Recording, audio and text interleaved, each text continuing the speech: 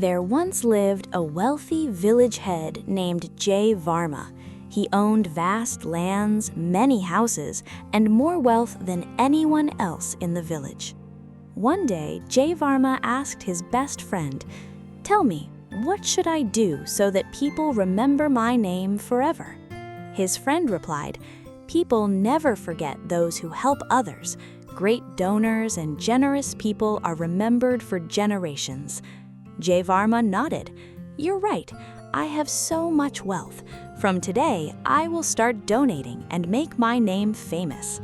But as he walked home, another thought entered his mind.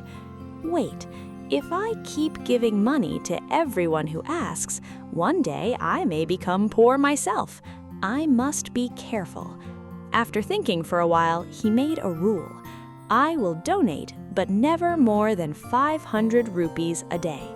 And so he began helping people, but always with limits and calculations. A few days later, a poor farmer came to him.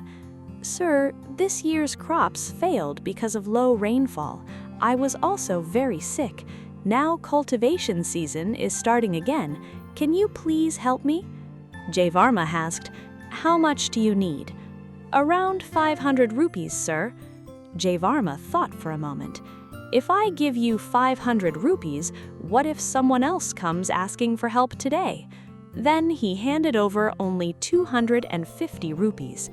"Take this, it should be enough for now." The farmer accepted it gratefully. As he was leaving, Jay Varma stopped him. "And don't forget to tell everyone that I helped you. People should know about my generosity." The farmer quietly nodded and left. Days passed.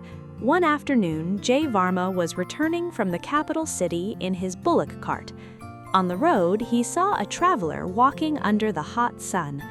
"Come, sit in my cart. I'll drop you in the village." The traveler replied, "No, sir, it's all right. I'll reach soon." "Please come, we can adjust." The traveler finally agreed and climbed into the cart. Just then, another villager named Veer approached. "Sir, my daughter's wedding is coming soon. Can you help me financially?" Jay Varma smiled. Of course, helping people is a noble thing. But inside his mind, he was worried. Another person asking for money? How many people will come to me? A few weeks later, disaster struck. Heavy rains caused severe flooding. Fields were destroyed, homes collapsed, livestock was washed away. The entire village suffered. To help the victims, donations were collected from all over the kingdom. Even the villagers of Vishnupur gathered food and supplies. Among the villagers was a young boy named Anand. Anand was poor. He had no savings, no land, and no wealth. One day, he was carrying food supplies when Jay Varma noticed him. "Anand, where did all this food come from?" Anand replied, "Sir, you had stopped street singing, so I was looking for another job. While searching, I saw an old man carrying a very heavy load. He was struggling badly. I couldn't ignore him, so I helped him carry everything here." Anand asked, "And what did you get for helping him?" "He gave me 30 rupees. 30 rupees? That's good." Anand smiled. "Actually, I kept only 20 rupees. I gave the remaining 10 rupees back to him." Jay Varma looked surprised. "Why would you do that? You barely have enough money for yourself." Anand replied, "That old man is much older than me. Even at his age, he is working so hard. I only helped him for a short distance. He deserved the money more than I did. I'm young. I can work again tomorrow and earn more." Those simple words hit Jay Varma's heart. For the first time, he understood the difference between giving for recognition and giving from kindness. He lowered his head and said, "Anand, today you taught me something priceless. Whenever I donated, I wanted people to praise me. I wanted my name to become famous.